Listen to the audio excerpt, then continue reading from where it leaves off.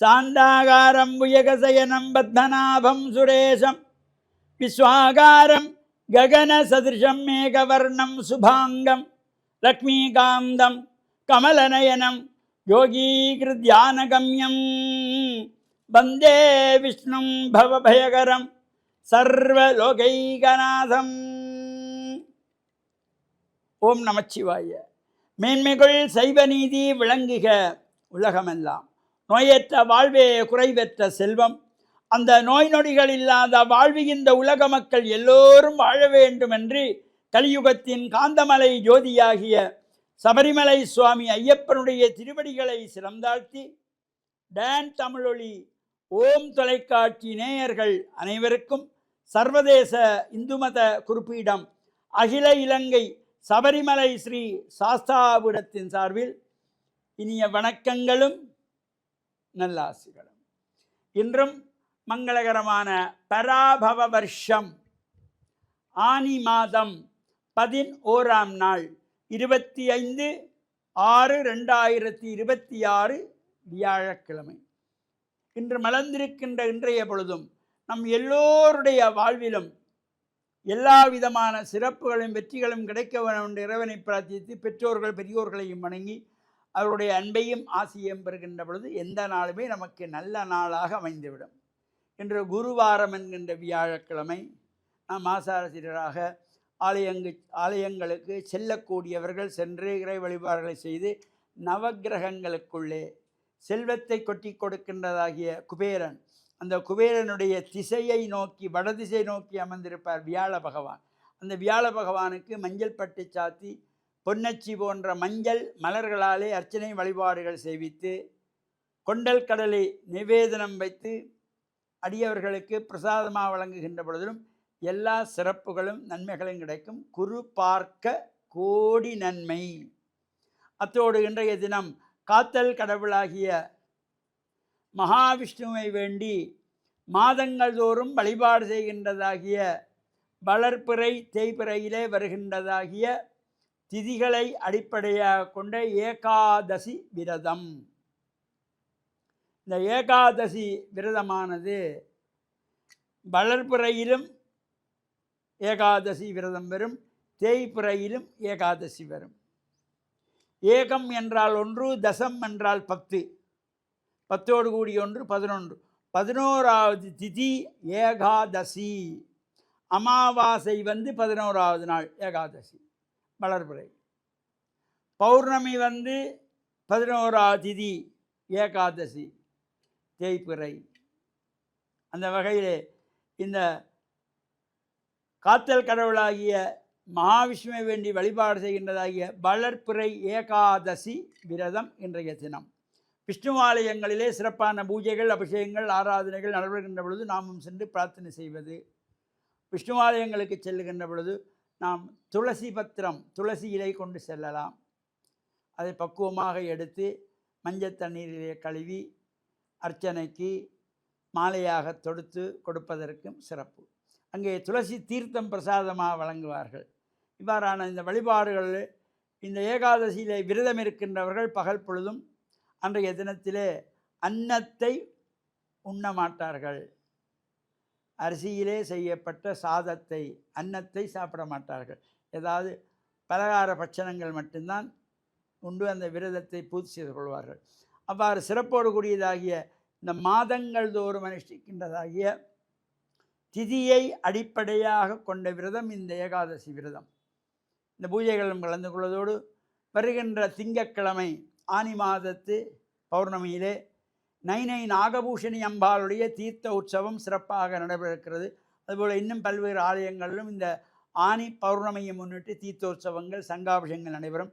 அந்த வகையிலே நுவரெலியா மாவட்டம் பேயாவில் தோட்டம் அருள்மிகு ஸ்ரீ முத்துமாரியம்பாள் ஆலயத்தினுடைய திருப்பணிகள் எல்லாம் நிறைவு பெற்று கும்பாபிஷேகத்துக்கான ஏற்பாடுகளோடு மகா கும்பாபிஷேக முகூர்த்த நிர்ணயம், அந்த கும்பாபிஷேகத்துக்கான நாள் நிர்ணயிக்கப்பட்டு அடியவர்களுக்கு எப்பொழுது கும்பாபிஷேகம் நடைபெறப் போகிறது என்று 2 வருடங்களாக 3 வருடங்களாக காத்திருந்த அடியவர்களுக்கு இந்த பேயாவில் தோட்டம் முத்துமாரியம்பாளுடைய ஆலய கும்பாபிஷேகத்துக்கான திகதி, நாள், நட்சத்திரங்கள், அந்த சுப முகூர்த்தங்கள் அறிவிக்கின்றதாகிய நிகழ்வு திங்கட்கிழமை 29/6/2026 ஆனி மாதத்து பௌர்ணமி அன்று காலை 9:30 மணி முதல் மகாகணபதி ஹோமம் நவக்கிரக ஹோமங்களோடு பூஜைகள் நடைபெற்று கும்பாபிஷேக முகூர்த்த நிர்ணயம் நடைபெற்று சகல அடியார்களுக்கும் கும்பாபிஷேகத்திற்கான நாள் நட்சத்திரங்கள் அந்த முகூர்த்தங்கள் வேளைகள் கிழமைகள் எல்லாம் அறிவிக்கின்ற சிறப்போடு கூடிய நிகழ்வும் நடைபெறுகின்றது. நுவரெலியா மாவட்டம் தலவாக்குளை பெயாவில் தோட்டத்து அனைத்து மக்களும் இந்த நிகழ்வுகளிலே கலந்து அம்பிகையினுடைய மகா கும்பாபிஷேகத்தை காணுகின்ற பாக்கியத்தையும் பெற வேண்டும் என்று பிரார்த்தித்து டான் தமிழொலி ஓம் தொலைக்காட்சி நேயர்கள் அனைவருக்கும் சர்வதேச இந்து மத குறிப்பீடம் அகில இலங்கை சபரிமலை ஸ்ரீ சாஸ்தாபீடத்தின் சார்பில் நல்லாசிகளை கூறிக்கொள்வதில் மனமகிழ்வு கொள்கிறோம். சர்வே ஜனாக சுகினோ பவந்து சமஸ்தசன் மங்களானி சந்து சுபம்.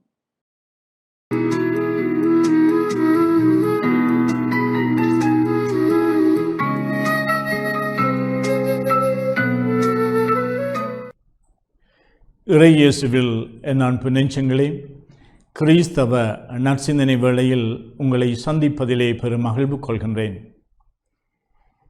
ஆண்டவர் இயேசு தம்முடைய சீடர்களை அழைத்து தன்னோடு இருத்தி தன்னோடு அவர்களை தன்னுடைய போதனைக்கு செவிமடுத்து தன்னுடைய புதுமைகளை பார்த்து தன்னுடைய இவ்வாறு அவர்களை எல்லாம் உருவாக்கம் செய்து அனுப்புகின்றார். எங்கே அனுப்புகின்றார்? எதற்காக அனுப்புகின்றார்? ஊரூராக நீங்கள் சென்று நற்செய்தியை போதியுங்கள் என்று. அப்பொழுது அவர்களுக்கு கொடுக்கின்ற 2 விடயங்கள், ஒன்று அதிகாரம், மற்றது அறிவுரை. அதிகாரம் என்பது அவர்கள் பணியாற்றுகின்ற பொழுது அவர்கள் வல்லமை உள்ளவர்களாக, அவர்களுடைய வார்த்தை அதிகாரம் உள்ளதாக இருந்தது. அவர்களுடைய போதனை மக்களுடைய மனங்களிலே ஆழ பதியக்கூடிய ஆற்றல் படைத்ததாக இருந்தது. அவர்கள் நோய்வாய்ப்பட்டவர்கள் அல்லது தங்களுடைய வாழ்க்கையிலே துன்பங்களை சுமந்தவர்கள், இவர்களுடைய சுமைகளை குறைத்து அவர்களை ஆற்றுப்படுத்தி குணப்படுத்தி அவர்களை வாழ வைக்கின்ற வல்லமை உள்ளவர்களாக இருந்தார்கள். அதே வேளையிலே சில அறிவுரைகளையும் கூறினார். நீங்கள் வெறுங்கையோடு போங்கள். நீங்கள் உங்களுடைய பயணத்திற்கு உணவுக்கு தேவையானவற்றை கொண்டு செல்ல வேண்டாம். ஏனென்றால் ஒரு பணியாளர் அவருக்கு அந்த மக்கள் அந்த பணியை ஏற்றுக்கொள்ளுகின்ற பொழுது உங்களை அவர்கள் தாவரிப்பார்கள், பராமரிப்பார்கள். உங்களுக்கு தேவையானவற்றையெல்லாம் அவர்கள் செய்வார்கள். இது இன்று வரை இடம்பெற்று கொண்டு வருகின்றது. பணியாளர்கள் எதை கொடுப்பதற்காக செல்லுகின்றார்கள் என்றால், ஏதோ பணத்தையும் பொன்னையும் வெள்ளியையும் என்னிடம் இல்லை என்று சொல்லி பேதுரு போதிக்கின்றார். ஆனால் ஆண்டவர் இயேசுவினுடைய வல்லமையை உனக்கு தருகின்றேன் என்று சொல்லி ஒரு முடவனை எழுந்து நிற்க பண்ணுகின்றார். இவ்வாறு இந்த பணியாளர்களுக்கு கொடுக்கின்ற அறிவுரை, பற்றற்றவர்களாக எதிர்பாராமல் நீங்கள் பணியாற்றுங்கள் என்று. இவ்வாறு தான் நாங்கள் புனித பிரான்சிஸ் அசிசியாருடைய வாழ்வை பார்க்கின்றோம். தன்னுடைய பெற்றோருடைய சொத்துக்களை எல்லாம் அவர் ஜன்னல் வழியாக வெளியே எறிந்துவிட்டு ஏழ்மையை அணைத்து கொண்டார் என்று. அன்னை தெரேசாள் ஒரு எங்களுக்கு புதுமையான ஒரு புனிதை. அவர் தன்னுடைய மடங்களிலே சொத்துக்களை சேர்த்து வைக்கவில்லை, உள்ளங்களை அவர் அன்பு செய்தார். ஏழையர்களை அன்பு செய்ய வேண்டும் என்று புறப்பட்டார். வீதிகளுக்கு ஊரூராக புறப்பட்டார். இன்று உலகம் பூராக அவர்கள் நல்ல அழைத்தல்களை பெற்றவர்களாக, பணியாளர்கள் அவருடைய அந்த பணியினாலே கவரப்பட்டவர்களாக, அவர்களுடைய பணியை அங்கீகரிக்கின்றவர்களாக, ஆதரிக்கின்றவர்களாக, தங்களுடைய பங்களிப்பையும் செய்கின்றவர்களாக மக்கள் இந்த மறைப்பணியாளர்களுக்கு வாரி வழங்குகின்றார்கள். ஏனென்றால் அவர்கள் பற்றற்றவர்களாக பணியாற்றுகின்றார்கள். எங்களுடைய திரு அவை அதை நாங்கள் ஒரு நோக்காக பார்க்கின்ற பொழுது, எங்களுடைய சௌகரியங்களுக்காக, எங்களுடைய சொத்துக்களுக்காக, எங்களுடைய வருவாய்க்காக நாங்கள் பாடுபடுகின்றோமா அல்லது பணியாற்றுகின்றோமா? பணியாற்ற புறப்படுகின்ற பொழுது இறைவன் எங்களை ஆசீர்வதிப்பார். மக்கள் எங்களை தாபரிப்பார்கள். நாங்கள் மக்களை தாபரிக்க வேண்டும் என்பதிலும் பார்க்க நாங்கள் மக்களுக்கு பணியாற்ற வேண்டும். அத்தகைய ஒரு பற்றற்ற நிலை கிறிஸ்தவ பணியாளர்கள் மத்தியிலே, அவர்கள் எந்த நிலையிலாக இருந்தாலும், குருக்கள் துறவியர்கள் ஆக இருந்தால் என்ன, பொதுநிலையினர்களாக இருந்தால் என்ன, கிறிஸ்தவ அந்த இலட்சியத்தோடு, கிறிஸ்தவ பண்போடு, கிறிஸ்தவத்தை உண்மையாகவே உள்ளத்திலே ஏற்றுக்கொண்டார்கள் என்ற அந்த உரிமையோடு பணியாற்றுகின்ற பொழுது எமக்கு இறைவன் நிறைவான ஆசீர்களை தருவார். ஆகையினாலே ஆண்டவர் இயேசு இன்று எங்களுக்கு கொடுக்கின்ற அறிவுரை என்னவென்றால், நீங்கள் பணி செய்கின்ற பொழுது எதிர்பாராமல், லாபத்தை கருதாமல், உங்களுடைய சுகத்தையும் சொத்துக்களையும் நீங்கள் சேர்த்து கொள்ளாமல் பணியாற்றுங்கள். தேவையோடு இருக்கின்றவர்களுக்கு நீங்கள் பணியாற்றுங்கள். நீங்கள் ஆண்டவருடைய நற்செய்தியை கொடுங்கள்.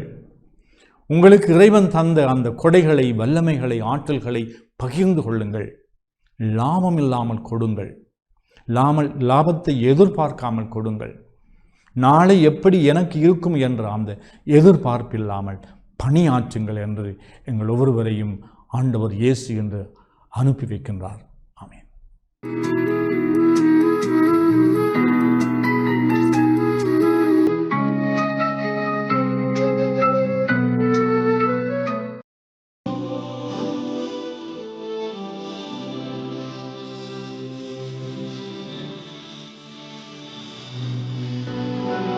பிஸ்மில்லாஹிர் ரஹ்மானிர் ரஹீம்.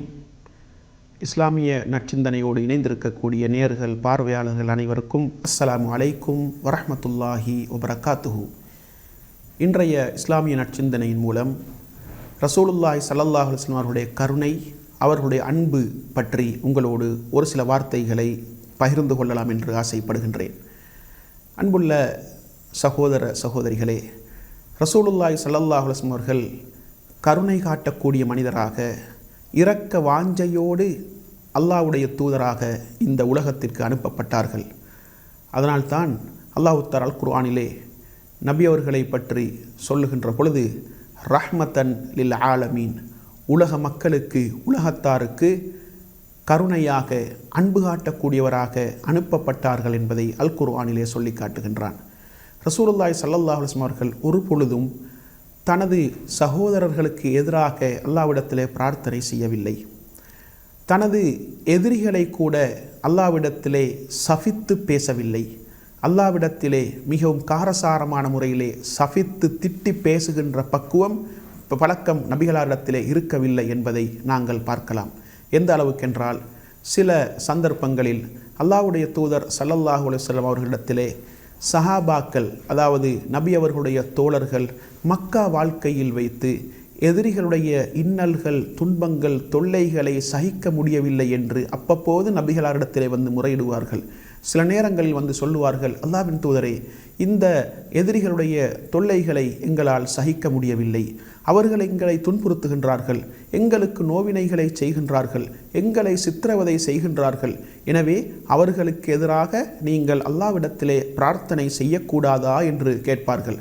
அந்த நேரத்திலே நபி அவர்கள் சொல்லுவார்கள், இன்னீலம் உபஅத் லஆனன் வ இன்னமா புஇஸ்து ரஹ்மா, நிச்சயமாக நான் சபிக்கக்கூடியவனாக அனுப்பப்படவில்லை, நான் அனுப்பப்பட்டதெல்லாம் கருணை காட்டுவதற்காகத்தான், இரக்கம் காட்டுவதற்காகத்தான் என்று நபி அவர்கள் சொல்லுவார்கள். எனவே ஒரு பொழுதும் மனித சமூகத்திலே நபிகளார் ஸல்லல்லாஹு அலைஹி வஸல்லம் அவர்கள் வாழுகின்ற காலத்திலே மக்களோடு கடிந்து கொள்ளவில்லை, மக்களை திட்டி தீர்க்கக்கூடியவர்களாக நபி அவர்கள் இருக்கவில்லை. அன்பான வார்த்தைகளை கொண்டு அவர்களை அழைப்பார்கள், அன்பான வார்த்தைகளை கொண்டு மக்களோடு உரையாடுவார்கள். எதிரிகளோடு கூட அன்பான கனிவான வார்த்தைகளோடு பேசக்கூடியவர்களாகத்தான் நபிகளார் ஸல்லல்லாஹு அலைஹி வஸல்லம் அவர்கள் இந்த உலகத்திலே ஒரு முன்மாதிரி மிக்க தலைவராக வாழ்ந்து காட்டினார்கள் என்பதை நாங்கள் புரிந்து கொள்ளலாம். அதே போன்று ரசூலுல்லாஹி ஸல்லல்லாஹு அலைஹி வஸல்லம் அவர்களுடைய கனிவான வார்த்தைகள் தான் அன்பான வார்த்தைகள் தான் மக்களை இந்த மார்க்கத்தின் பால் ஈர்த்தது என்பதை அல் குர்ஆனிலே அல்லாஹ் தஆலா சொல்லி காட்டுகின்றான். இப்படி நபி அவர்களை பார்த்து அல்லாஹ் தஆலா சொல்லுகின்றான், ஃபபிமா ரஹ்மத்தின் மினல்லாஹி லின்தலஹும் வலவ் குன்த ஃபல்லன் கலீதல் கல்பி லம் ஃபல்லு மின் ஹவுலிக. அல்லாஹ்வுடைய கருணையின் மூலம், அல்லாஹ்வுடைய அன்பின் மூலம், இரக்கத்தின் மூலம் தான் நீங்கள் மக்களோடு நளினமான முறையிலே, அன்பான முறையிலே நடந்து கொண்டீர்கள்.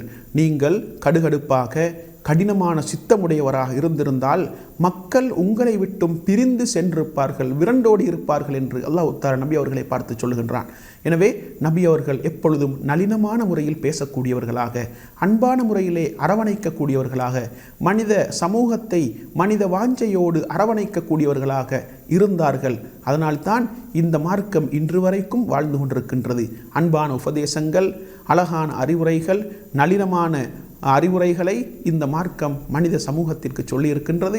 ரசூலுல்லாஹி ஸல்லல்லாஹு அலைஹி வஸல்லம் அவர்கள் அன்பான முறையிலே மக்களை அரவணைத்தார்கள், எதிரிகளை கூட அன்பான முறையிலே அரவணைத்தார்கள் என்ற வரலாறுகளை இந்த மார்க்கம் சொல்லுகின்றது. சில பொழுது சில கிராமவாசிகள் நபி அவர்களோடு கடுமையாக நடந்து கொள்வார்கள். நபி அவர்களுடைய மேலாடையை இழுப்பார்கள், கழுத்திலே அடையாளம் ஏற்படுகின்ற அளவுக்கு கடுமையாக நடந்து கொள்வார்கள். ஆனால் அவர்களை புன்னகையோடு நபி அவர்கள் வரவேற்கக்கூடிய அளவுக்கு பக்குவத்தோடு இந்த உலகத்திலே வாழ்ந்து காட்டினார்கள். எனவே இரக்க வாஞ்சையோடு மனித சமூகத்தை அரவணைத்து மக்களை நல்வழிப்படுத்தி இரக்க கருணை சுபாவத்தோடு மனித சமூகத்திற்கு இந்த மார்க்கத்தை எடுத்து சொன்ன, இந்த மார்க்கத்தை மக்களுக்கு பிரச்சாரம் செய்த, மனித சமூகத்தை நல்வழிப்படுத்திய ஒரு உத்தமராகத்தான் நபிகளார் ஸல்லல்லாஹு அலைஹி வஸல்லம் அவர்களை இஸ்லாம் எங்களுக்கு அறிமுகப்படுத்தி இருக்கின்றது.